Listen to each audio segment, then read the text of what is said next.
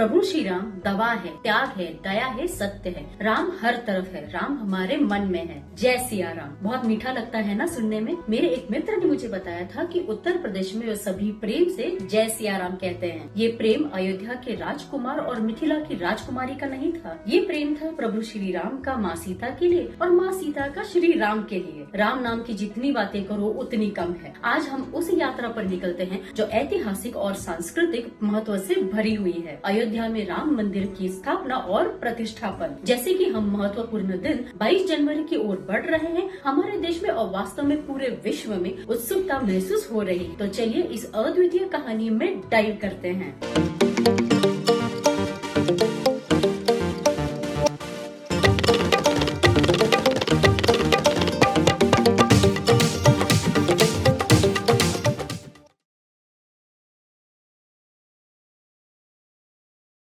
Welcome to my YouTube podcast where passion meets professionalism. आइए विचारों और वार्तालापों की एक ताज़ा चायदानी बनाएं। बातें ऐसी जैसे चाय में चीनी। अयोध्या, जिसे धरती का अमरावती भी कहा गया है, एक ऐतिहासिक और आध्यात्मिक महत्व से भरा हुआ शहर है। किस्से हमें ये बताते हैं कि भगवान श्री राम का जन्म स्थान न केवल एक शहर था, बल्कि देवताओं द्वारा स्वयं एक दिव्य सृष्टि थी। राम मंदिर के महत्व को समझने के लिए हमें अयोध्या के गहरे इतिहास में सफर करना होगा। दंत कथा के अनुसार महाराज मनु ने भूमि पर अयोध्या में मानव जगत की स्थापना की थी। इसे वेदों और पुराणों सहित विभिन्न शास्त्रों में प्रशंसा मिली है। विष्णु पुराण और मत्स्य पुराण जैसे लेखों में अयोध्या को एक पवित्र नगर और प्रमुख तीर्थ स्थान के रूप में वर्णित किया गया है। अयोध्या को धर्म, सत्य और नैतिक मूल्यों के प्रतीक के रूप में पूजा जाता है। शहर न्याय, सत्य और नैतिक मूल्यों के सिद्धांतों से जुड़ा हुआ है। यह एक आदर्श राज्य का प्रतिरूप है और हिंदू धर्म में सांस्कृतिक और आध्यात्मिक महत्व है। अयोध्या को सबसे अधिक भगवान विष्णु के अवतारों में से एक श्री राम के जन्म स्थान के रूप में जाना जाता है। महर्षि वाल्मीकि ने श्रुति कविता में रामायण में भगवान राम के जीवन, उनके वनवास और राक्षस राजा रावण को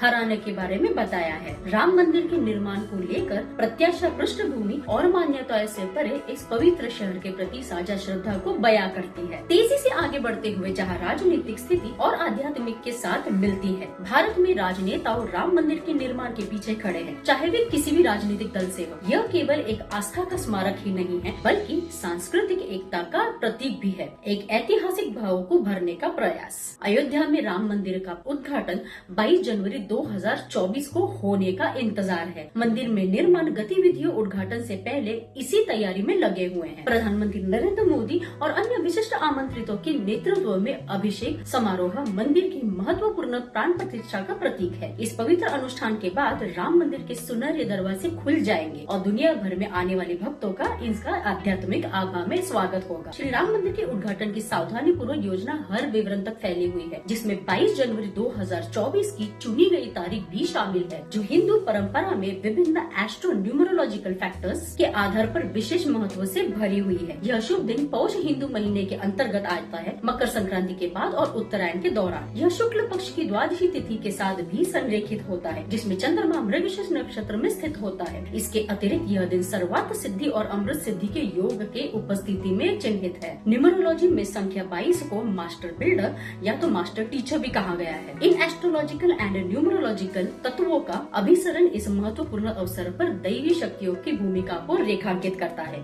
सांस्कृतिक और वैज्ञानिक पहलुओं का यह जटिल मिश्रण हमारी समृद्ध भारत विरासत के चमत्कार को उजागर करता है। श्री राम जन्मभूमि तीर्थ क्षेत्र में अपनी वास्तुशिल्प के चमत्कारी रहस्य को प्रकट किया है, जो श्री राम मंदिर का आदर्श दृष्टिकोण प्रदान करता है। हिंदू कॉस्मोलॉजी का एक शानदार श्रद्धांजलि मंदिर ऊंची शिखरों के साथ आकाश मंडल को सजाकर देवी गरिमा की स्मृति को ताजगी से भर देता है, जैसे कि पौराणिक माउंट मेरू का है। आकाशीय रथों से सदृश पंचरथ प्रक्षेपण इसके आधार से गतिशील रूप से विस्तारित होते हैं, जो दिव्य संरचना में एक गहरा आयाम जोड़ते हैं। भारतीय वास्तुकला की समृद्ध विरासत का प्रतीक। अयोध्या में राम मंदिर पारंपरिक नागर शैली में बनाया गया है। नागर शैली, जिसे उच्च शिखर या शिखरों के लिए जाना जाता है, यह भारत के उत्तरी क्षेत्रों में प्रचलित कला और आध्यात्मिक महत्व का एक समर्थ संगम है। ऊंचे शिखरों, जटिल नकाशियों और उभारों पर केंद्र इस वास्तुकला शैली ने केवल सांचारिक उद्देश्य ही नहीं सेवा की है, बल्कि यह एक दैवी आध्यात्मिकता का प्रतीक भी है। सावधानी पूर्वक बनाया गया मंदिर मकराना संगमरमर, गुलाबी पत्थर, ग्रेनाइट और रंगीन संगमरमर की खदान से बनाया गया है, जिसमें हिंदू एपिक्स और दैवी विषयों की छवियां है। इसके पवित्र सीमा में एक संगीत का महोत्सव खुलता है। नृत्य मंडप नृत्य के लिए, रंग मंडप रंग के लिए, सभा मंडप सभा के लिए, प्रार्थना मंडप पूजा के लिए और कीर्तन मंडप गानों के लिए एक आध्यात्मिक अभिव्यक्ति और वास्तुकला की शानदार यात्रा के माध्यम से। मंदिर की 3 मंजिल की संरचना, प्रत्येक मंजिल 20 फुट ऊंची,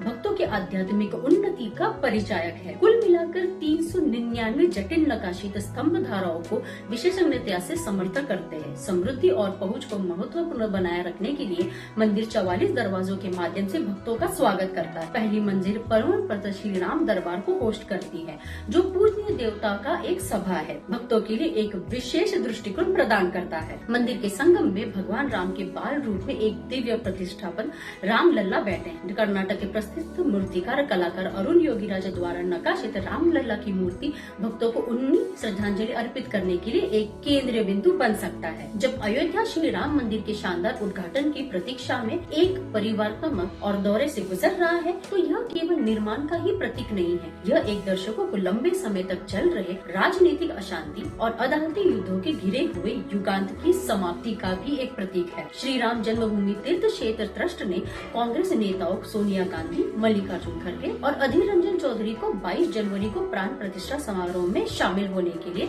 आमंत्रित किया था, लेकिन पार्टी ने इस प्रस्ताव को इनकार कर दिया। राम जन्मभूमि विवाद पर उतार चढ़ाव और विरोधाभासों की इतिहास से भरे कांग्रेस ऐतिहासिक और राजनीतिक दोनों कारणों से इस समारोह में जुड़ने के लिए सतर्क है। जो सर्वेक्षण है वे दिखाती है कि हिंदुओं की बढ़ती धार्मिकता और इसके बीजेपी के समर्थन से संबंधित है, एक प्रवृत्ति जो वर्षों से मजबूत हुई है, विशेषकर 2014 और 2019 में। इस भावना का श्रेष्ठ तरीके से लाभ उठाते हुए बीजेपी ने प्रतिष्ठापन समारोह के लिए एक व्यापक आउटरीच प्रोग्राम आरंभ किया है। उत्सव में एक पखवाड़ा लंबा कैलेंडर और 22 जनवरी को घरों में 5 दिए जलाने का आह्वान शामिल है, जिसे श्री राम के ज्योति रूप में भी माना जाता है, जिसे दिवाली जैसे उत्सव को माहौल बनने में प्रयास कर सकता है। उद्घाटन के पश्चात एक 60 दिन कार्यक्रम का एक उद्देश्य अयोध्या में तीर्थ यात्री लाने का है, जिससे स्वाभाविक रूप में लगभग 50,000 दैनिक आगंतुकों और कार्यक्रम के समाप्त होने की लगभग 30 लाख लोगों की यात्रा हो सकती है। बीजेपी का राम मंदिर मुद्दे के प्रति राजनीतिक दृष्टिकोण न केवल एक महत्वपूर्ण सांस्कृतिक और धार्मिक घटना को चिन्हित करता है, बल्कि यह एक धार्मिक रूप के प्रवृत्त हुए नागरिक चुनावकर्ताओं की भावनाओं से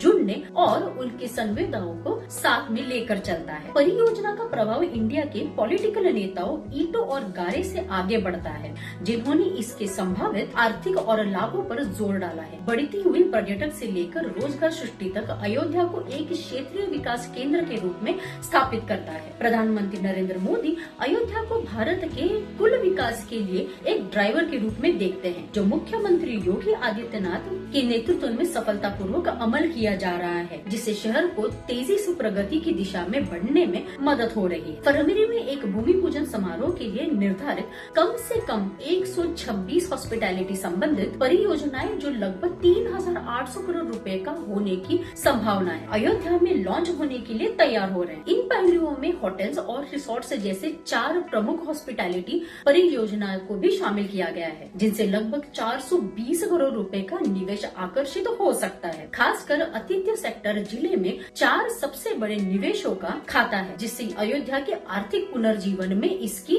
महत्वपूर्ण भूमिका को हाईलाइट किया जाता है। परियोजनाओं की बढ़ती हुई संख्या से पर्यटन को उच्चतम स्तर पर उठाने की उम्मीद है, जिससे आगंतुकों की संख्या 2021 में 3.25 लाख से ज्यादा, 2022 को 2.32 करोड़, 2023 में अद्भुत 31.5 करोड़ तक बढ़ सकती है। मुख्यमंत्री योगी आदित्यनाथ ने अयोध्या के परिवर्तन पर महत्वपूर्ण बल दिया है, जिसके पुनर्निर्माण मास्टर प्लान को 2031 के साथ मेल खाता है। इस महत्वाकांक्षी 10 वर्षीय योजना में 85,000 करोड़ रुपए की अधिक से भी ज्यादा निवेश की आवश्यकता है, जिसका लक्ष्य अगले महीने राम मंदिर के उद्घाटन के बाद लगभग 3 लाख की दैनिक उपस्थिति को समायोजित करने के लिए पवित्र शहर को उन्नत करना है। ब्लूप्रिंट में 1,1200 एकड़ में फैली हुई नई टाउनशिप भी शामिल है, जिसे अगले 5 वर्षों में लगभग 2,200 करोड़ रुपए के निवेश के साथ विकसित किया जाएगा। मुख्यमंत्री योगी आदित्यनाथ द्वारा भक्तों और पर्यटकों के लिए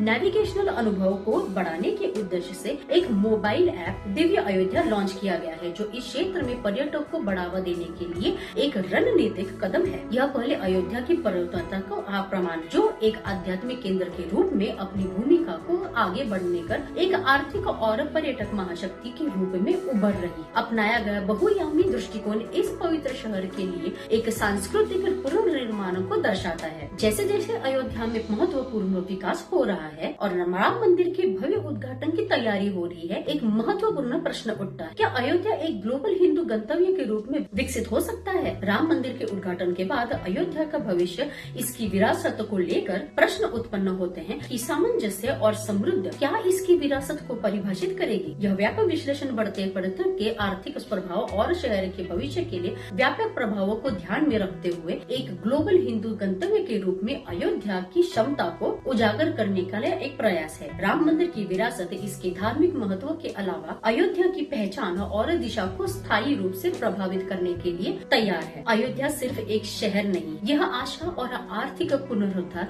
का प्रतीक है। मंदिर परिसर से परे विकासात्मक और बुनियादी ढांचा परियोजनाओं में धन डाला गया है, जिससे अयोध्या को ग्लोबल मानकों के एक मेगा पर्यटक शहर बदलने में हेल्प कर सकता है। केंद्रीय एजेंसियों के साथ योगी सरकार का समन्वय यह सुनिश्चित करता है कि अयोध्या और उसके आसपास के क्षेत्रों में उज्जवल भविष्य का वादा करते हुए बड़ी बड़ी परियोजनाओं का शुरुआत और क्रियान्वयन की जाए। निष्कर्ष के तौर पर राम मंदिर केवल एक वास्तुकला करिश्मा नहीं, यह विभिन्न धर्मों और पृष्ठभूमियों के लोगों के बीच एकता और समरस का प्रतीक है। यह मानव आत्मा की शक्ति और सहनशीलता का साक्षात्कार है और शांति के प्रति प्रतिबद्धता। जब हम इस विशेष अवसर को मनाते हैं तो आइए इस पर्यावरण पर चिंतन करते हैं और एक समर्थक भविष्य के लिए जोर देते हैं। क्या आप जानते हैं कि राम मंदिर अयोध्या के बाद अब मथुरा कृष्ण जन्मभूमि को विकसित करने की बारी आएगी? यदि आप सहमत हैं तो जय श्री कृष्ण करके इस वीडियो में टाइप करें। आज की इस भावात्मक और रुचिकर यात्रा में हमारे साथ जुड़ने के लिए धन्यवाद और अधिक प्रेरणादायक कहानियों के लिए मेरे चैनल के सदस्य बनना न भूलें। अगली बार तक सुनते रहे और प्रेरित रहे। जय सिया राम।